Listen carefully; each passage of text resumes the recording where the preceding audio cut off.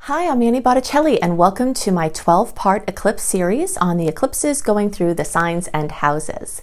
Definitely go to lumelife.com, L-U-M-E life.com, which is my school, Luminous Life Multiversity, to enroll in free courses and all kinds of other offerings I have through there. And when you search for my name, Annie Botticelli, in an internet search, you'll see all kinds of listings of mostly free resources that I make for you to facilitate your study of astrology and your quest for vibrational wellness. So this series is talking about eclipses. I'm doing one eclipse video for each sign and house. Okay, so every sign in astrology corresponds with a house in the zodiac wheel. And so an eclipse in a certain sign is also the energy of that corresponding house. And this becomes very helpful to understand when you want to go deeper in your study of eclipses and how they may affect you, and understanding the opportunities and the lessons that are at play during each eclipse cycle.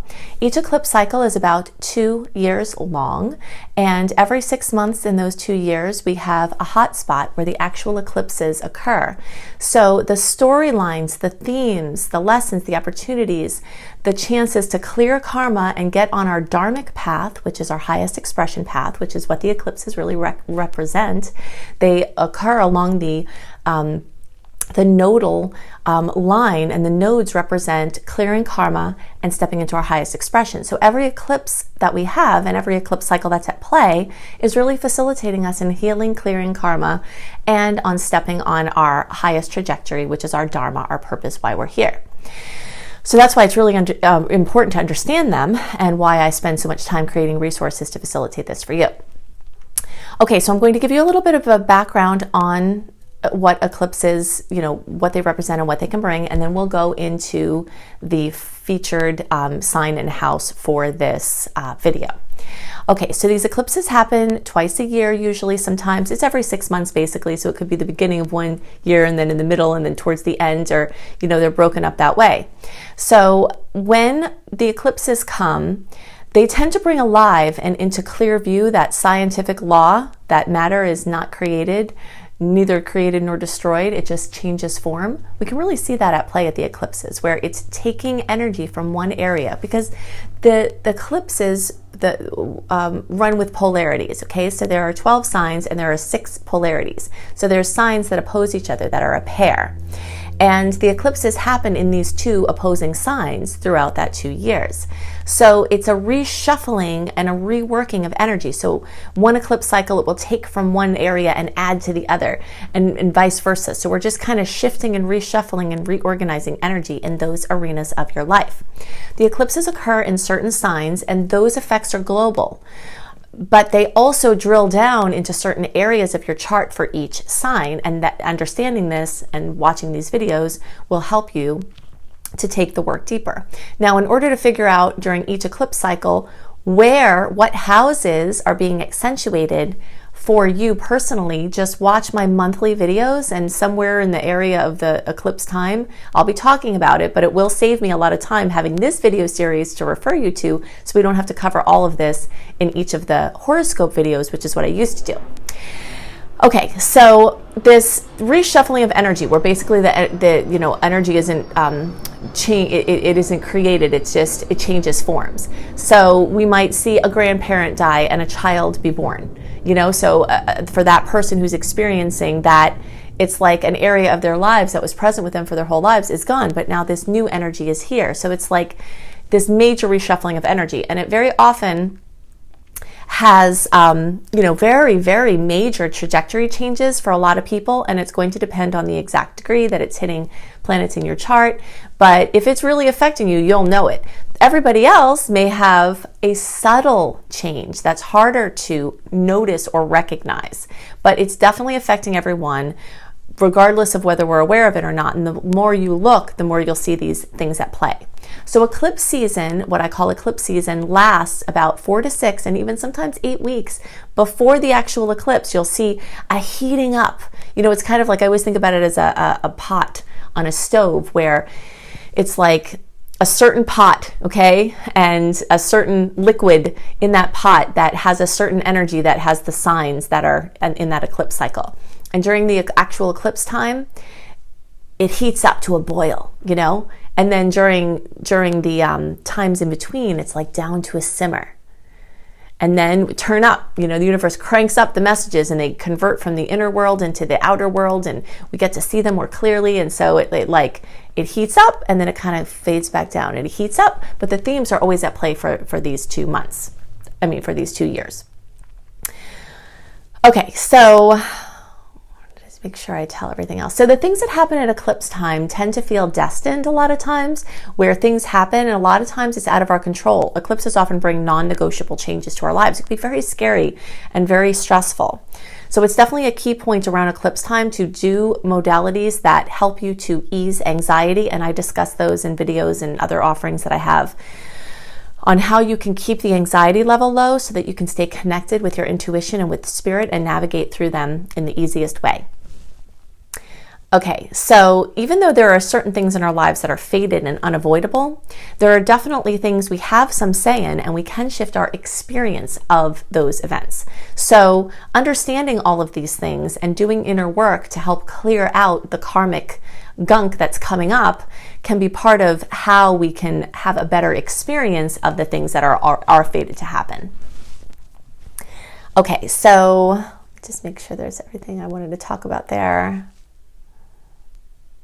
Okay, yeah, so just the overview is that eclipses as an astronomical occurrence happen at the time they're happening, but eclipses as an astrological occurrence happen for all of the time they're occurring. And you'll notice for the years that a certain eclipse cycle is happening, if you go back to the last time or last times that eclipse cycle happened, there are themes at play that will likely come back into your life. It doesn't mean the same things will happen per se, but you'll see the same lessons, the same topics that are moving you along in a certain area of life. Okay, so now let's check out the sign and house of focus. Eclipses usually tend to bring something very emotional that's occurring, and the emotion is centered around the house and the sign that the eclipse is occurring. Some people will have close mathematical tie-ins to their personal chart with certain eclipses that will make them more of kind of in the experience of the changes. Other people will have others around them going through changes and hold the space for those people. And some people have both going on. You'll notice there are times where you're like, what the heck is going on here? Everyone's going through so much. And a lot of times those coincide with these eclipse cycles. When there's an eclipse in the 11th house or the sign of Aquarius, there are certain sectors of life that are brought into focus. Eclipses tend to bring dramatic endings, things coming to completion or fruition, like through goal and accomplishment, or sometimes through just an abrupt surprise ending that's completely out of your control. Sometimes they also bring in new opportunities, brilliant, awesome things that just come to you or that come from things that you cultivated in the past. So the 11th house and Aquarius sectors that will tend to be highlighted with these eclipses in these areas, are friendships. Sometimes a sudden incoming of a new friend or a person of consequence, whether it's an acquaintance or a key contact, or the ending of a friendship through someone moving or, transitioning, or through an argument or a falling out. Falling outs with a friendship can occur. Changes in your relationship with certain friendships can also happen, where maybe there's been an unhealthy dynamic and you could be moving along a continuum to having more functionality in this key relationship, but also in your relationships in general. Changes to your place in the group. So finding your footing, like finding your tribe, finding, people who you resonate with and your place within that group, or feeling alienated in certain groups and having to regain your footing and figure out where it is you feel like you really belong. Friendship circles can change. Dating opportunities can come, especially through online or friends trying to set you up with somebody. And definitely with things like this, pay attention to what the other factors I talk about as far as personal planet retrogrades, that flavor the period of time that the eclipse is happening. But in general, dating and acquaintances and friendship circles and groups, you know, like let's say you're part of a philosophy group, or let's say you're on a team of some sort within your work, or for a hobby, or for an interest or something like that. Changes in those sectors are very common at this time. Finding a new group is also very common, or losing resonance with a current group. People, when they're having eclipse cycles in the 11th house, will often be reevaluating their friendships and reevaluating their social circles, and also reevaluating social media and the relationship to social media. So the new, you know, the starting of social media accounts, the progressing of social media work, or the stepping away from and reevaluation of social media. Anything internet-based is also here. So, you know, launching websites, internet work, getting your work out into the world in a bigger way. Creating online communities, or anything community-based in person. So having community efforts, grassroots things, are all coming into the forefront with a greater frequency. Work with large organizations, either as part of one or like collaborating with. And humanitarian efforts, so nonprofits or working with something that's already established, can tend to come up in a bigger way. The 11th house and the energy of Aquarius is also the sector of your big dreams, not the ones you have at night, but the dreams that you have for your life. So evaluation and reevaluation of what it is that you would love if you didn't have any limitations, if you didn't have any obstacles. What is it that you would just really love to do? So the figuring out of that and movement along actually doing something on the topic of your big dreams is something that can also come in a big way. So opportunities, resources, shifts in that arena, or those arenas, would be more likely at this time. Inventions and anything else with technology or future-based efforts are also related to this house and sign, as are unconventional relationships, unconventional ways of doing things. So like cutting edge, new information, being on the leading edge of expansion.